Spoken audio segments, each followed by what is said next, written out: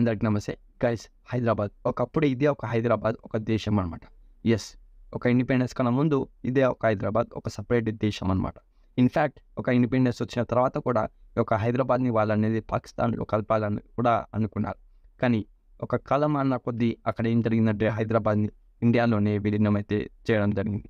అసలు అది ఎలా సాధ్యమైందంటే కేవలం ఒక సెంట్రల్ గవర్నమెంట్ తీసుకున్నటువంటి ఒక యాక్షన్ పేరే ఆపరేషన్ పోలో అనమాట.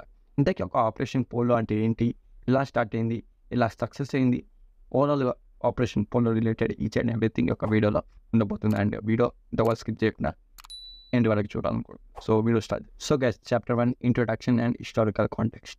గైస్, ఈ యొక్క ఆపరేషన్ పోలో గురించి ఇన్ డెప్త్గా తెలుసుకోవాలంటే దానికన్నా ముందు ఏం జరిగిందనేది వాళ్ళ నుంచి తెలుసుకోవాలి. అయితే ఒక ఇండియాకి ఇండిపెండెన్స్ రాకముందు హైదరాబాద్ అనేది ఒక ప్రిన్స్లీ స్టేట్ అనమాట. ప్రిన్స్లీ స్టేట్స్ అంటే ఒక రాజరిక రాష్ట్రం అంటాం బేసిక్గా. ఎందుకంటే అప్పటి నిజామ్స్ అలాగే బ్రిటిష్ పారమౌంట్స్ సబ్సిడరీ అలయన్స్ అగ్రిమెంట్ అనేది సైన్ చేశారు కాబట్టి 1901లో ఒక బ్రిటిష్ రూల్ హైదరాబాద్కి అప్పుడే యావరేజ్ రెవెన్యూ వచ్చేసి మనకి 417 మిలియన్ రూపీస్ అనమాట. అండ్ అప్పుడే ఒక హైదరాబాద్ ఒక ప్రిన్సిపల్ స్టేట్స్లో one of the wealthiest state అయితే ఉన్నదన్నమాట. ఇండియాకి ఇండిపెండెన్స్ వచ్చిన తర్వాత గవర్నమెంట్ ఫామ్ చేయకన్నా ముందు ఈ యొక్క ఇండియాలో ఉన్నటువంటి బ్రిటిష్ రూల్ ఒక కాలోనియల్ ఒక ప్రిన్సిపల్ స్టేట్స్ ఏవైతే ఉన్నాయో హైదరాబాద్ లాంటి స్టేట్స్ని ఒక సెంట్రల్ గవర్నమెంట్ అయితే ఈ యొక్క స్టేట్స్ ఇండియాలో కలపాలా లేదా అనేసి ఒక ప్రిన్సిపల్ స్టేట్స్ అయితే వాళ్ళనేది అడగడం జరిగింది. అప్పుడు ఈ యొక్క ప్రిన్సిపల్ స్టేట్స్లో ఒకటైనటువంటి హైదరాబాద్ కూడా అడిగితే హైదరాబాద్లో వాళ్ళు చెప్పింది ఏంటంటే మాకు అసలు ఒక ఇండియాలో కలవాలనే లేదు, మేము సపరేట్గా ఉంటామని అయితే వాళ్ళనేది అన్నారు. అది ఒక వేరే స్టోరీ అండి. అప్పుడు ఈ యొక్క హైదరాబాద్ స్టేట్ని ఒక నిజామ్స్ అయితే పరిపాలిస్తుండే అనమాట. అప్పటి ఒక రాజు పేరు వచ్చేసి మనకి మీర్ ఉస్మాన్ అలీ ఖాన్ అనమాట. ఇంకో వ్యక్తి వచ్చేసి సర్జా 7 అనమాట. సో సీరియస్గా గైస్, వీళ్ళ ఒక హయాంలోని మన యొక్క హైదరాబాద్ స్టేట్ అనేది ఎంతో కాలం ముందు చాలా అంటే చాలా హైలీ డెవలప్డ్ అయింది. ఎలక్ట్రిసిటీని ఆ రోజు ఇంట్రడ్యూస్ చేసింది కూడా వీళ్ళే అనమాట. రైల్వేస్, రోడ్స్ అలాగే ఎయిర్పోర్ట్స్ కూడా చాలా అంటే చాలా డెవలప్ కూడా చేయడం జరిగింది. ఆర్కిటెక్చర్ ఆఫ్ మోడర్న్ హైదరాబాద్ అనే ఒక పేరు కూడా హైదరాబాద్ సిటీకి అయితే అప్పుడు వచ్చిందనమాట. ఇదంతా కూడా ఒక పబ్లిక్ ఇన్స్టిట్యూషన్స్ ద్వారా ఒక హైదరాబాద్ సిటీకి అయితే చాలా డెవలప్మెంట్ జరగడంతో ఇప్పటికీ చాలా ఒక ఉస్మానియా యూనివర్సిటీ కావచ్చు, ఉస్మానియా జనరల్ హాస్పిటల్ కావచ్చు, state bank of Hyderabad, Begumpet airport, Hyderabad high court, 2 reservoirs ఉన్నాయి, ఉస్మాన్ సాగర్ అలాగే హిమాయత్ సాగర్ లాంటి పెద్దవి కూడా ఈ యొక్క హయాంలోనే వాళ్ళనేది కట్టడం అయితే జరిగిందని కూడా చెప్పుకోవచ్చు. ఈ యొక్క హైదరాబాద్ సిటీని ఫ్లడ్ ఒక ప్రివెన్షన్ ఏరియా కూడా తీర్చిదిద్దడం జరిగింది ఈ యొక్క రాజుల వల్లే.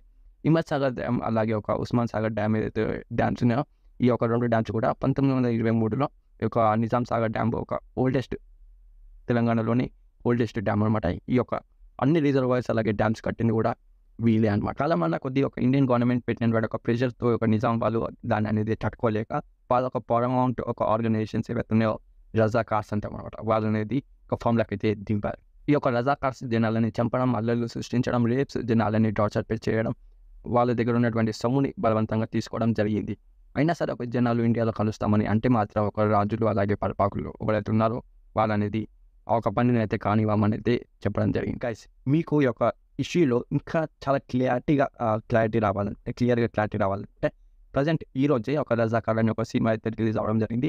Please do watch that film and it will definitely helpful. హైదరాబాద్లో ఒక రోజు ఒక ముస్లిం మెజారిటీ అనేది చాలా ఉండడం కారణంగా ఒక సెంట్రల్ గవర్నమెంట్ కూడా ఎక్కడే ఒక హైదరాబాద్ ఒక ప్రిన్సిపల్ స్టేట్ ఏదైతే ఉందో అది పాకిస్తాన్లో విలీనం అయిపోతుంది అని అయితే చాలా అంటే చాలా భయపడిన రోజులు కూడా ఉన్నాయన్నమాట. దాని తర్వాత అప్పటి ఒక డిప్యూటీ ప్రైమ్ మినిస్టర్ అయినటువంటి సర్దార్ వల్లభాయ్ పటేల్ గారు ఒక నిజాం రాజుతో వాళ్ళనేది చాలా కలిసి వాళ్ళనేది చర్చించడం జరిగింది. ఆ ఒక మీటింగ్ వల్ల అసలు ఏమి ప్రయోజనం లేకపోవడంతో ఒక హైదరాబాద్ ఆర్మ్డ్ ఫోర్సెస్ అలాగే ఇండియన్ ఫోర్సెస్ ఏవైతే ఈ రెండింటికి చాలా అంటే చాలా కొట్లాటలు కూడా జరిగాయి. ఈ యొక్క జరిగినటువంటి కొట్లాటల్లో ఒక ఆపరేషన్ పేరే ఆపరేషన్ పోలో అనమాట. ఈ యొక్క ఆపరేషన్ పోలో వల్లనే ఈరోజు హైదరాబాద్ ఇండియాలో ఒక భాగమైంది. So guys, chapter 2 operation polo and aftermath. Guys, operation polo ఇది ఒక ఇంటెలిజెన్స్ ఆపరేషన్ కాదు, ఇది ఒక మిలిటరీ ఆపరేషన్. ఇది ఒక పోలీస్ యాక్షన్ ఒక పెట్టినటువంటి కోడ్ నేమ్ అనమాట.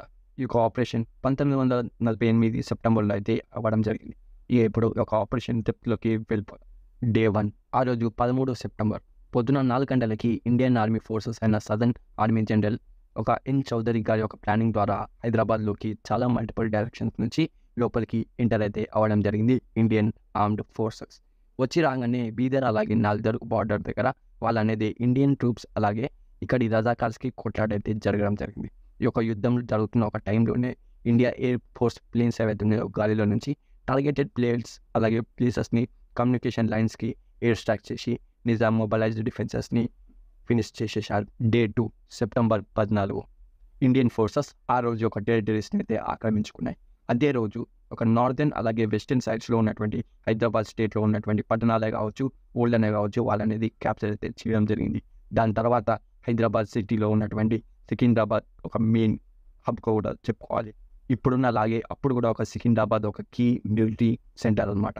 ఆ రోజు అక్కడికి వెళ్ళినటువంటి ఇండియన్ ఫోర్సెస్ ఏవైతే ఉన్నాయో వాళ్ళనేది అక్కడ ఒక ఎయిర్ స్ట్రైక్స్ అలాగే బాంబర్స్ వేసి ఒక దాడి చేసి ఒక సికింద్రాబాద్ని కూడా వాళ్ళ ఒక క్యాప్చర్లకి అయితే వాళ్ళనేది చేసుకోవడం జరిగింది. అదే రోజు ఒక నిజాం రాజు ఎవరైతే ఉన్నారో తను అనేది ఒక మార్షల్ లా అనేది ఇంప్లిమెంట్ చేసి ఇన్ఫర్మేషన్ ఫ్లో అనేది ఆపేసి జనాలను అనేది చాలా అంటే చాలా ప్లానింగ్ అయితే చేయడం జరిగింది. డే 3 సెప్టెంబర్ 15 ఇండియన్ ట్రూప్స్ వాళ్ళ అడ్వాన్స్ మెథడ్స్తో హైదరాబాద్ సిటీని మొత్తం మెల్లమెల్లగా ఆక్రమించుకొని కీ సప్లై రూట్స్ అంటే మెయిన్ రూట్స్ని అయితే కట్ చేసేసారు.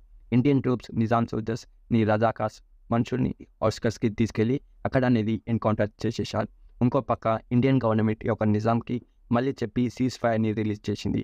నిజాంని సరెండర్ అయిపోమని కూడా చెప్పింది. దీంతో ఇంటర్నేషనల్ కాల్స్ని కూడా రద్దు చేసింది సెంట్రల్ గవర్నమెంట్. డే 4 సెప్టెంబర్ 16 ఈరోజు ఇంటెన్సిఫైగా క్రూషియల్ టౌన్స్ ఆఫ్ హైదరాబాద్ సిటీలో ఉన్నటువంటి ఒక స్టేట్లో ఉన్నటువంటి క్రూషియల్ టౌన్స్ని వాళ్ళ ఒక చేతిలోకి అయితే వాళ్ళని తీసుకోవడం జరిగింది. అదే రోజు నిజాం ఒక రాజుకు అనేది తనకనేది చాలా క్లారిటీగా అర్థం అవ్వడం జరిగింది, ఇండియాతో పెట్టుకోవద్దని.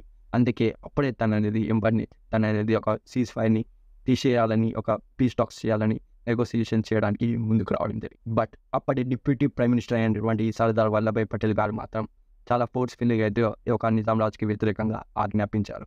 ఏంటంటే ఒక నెగోసియేషన్స్ మళ్ళీ ఎప్పుడు చేయరాదు అనేసి జస్ట్ వాళ్ళని అనేది సరెండర్ అయిపోమని అయితే తన అనేది ప్రకటించడం జరిగింది.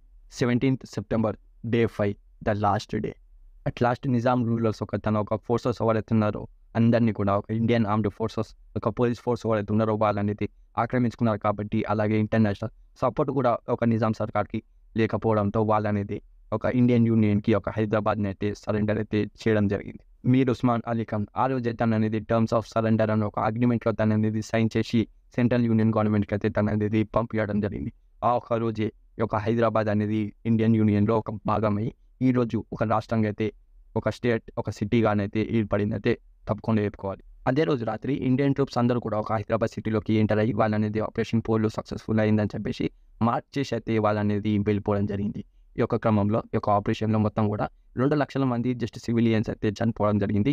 కేవలం 10 మంది మాత్రమే ఇండియన్ ఫోర్సెస్ అనేది చూపిస్తుంది ఒక central government. But I think it's really vulnerable కాబట్టి అండ్ వాళ్ళు అనుకుంటున్నారు. అండ్ హైదరాబాద్ ఫోర్సెస్ ఆ రోజు ఒక నిజాం పరిపాలనలో వాళ్ళనేది 22,000 మంది అయితే ఒక ఫోర్సెస్ అయితే వాళ్ళనేది ప్రైవేట్ సైన్యంగా ఉంటే రజాకార్స్ చేతిలో అయితే 2 లక్షల మంది అయితే ఉన్నారనమాట.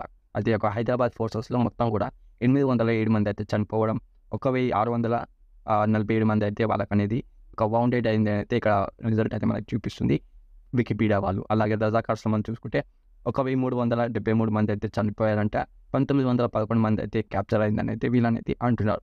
ఇది ఎంత నిజం ఎంత అబద్ధం అనేది మనకి ఇంకా చాలా క్లారిటీగా అయితే ఈ యొక్క ఆపరేషన్ అంత ఈజీ కాదు ఇండియాకి. ఎందుకంటే ఇక్కడ ఉన్నటువంటి రజాకార్స్ అంత మామూలు కాదు. బట్ ఆల్సో ఇండియన్ ఫోర్సెస్ ఏవైతే ఉన్నాయో వాళ్ళ ఒక మెయిన్ స్ట్రాటజీస్ ప్లానింగే కావచ్చు, ఇంకా చాలా థింగ్స్ ఉన్నాయి.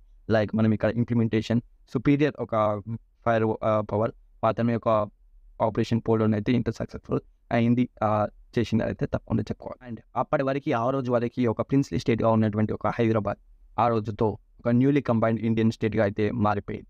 గైస్ ఈ యొక్క కాన్సెప్ట్లో చాలా అంటే చాలా ఒక కోర్ విషయాలు అయితే దాగున్నాయి. నేను వాటిని అయితే చాలా అంటే చాలా ఎక్స్పోజ్ చేయలేను.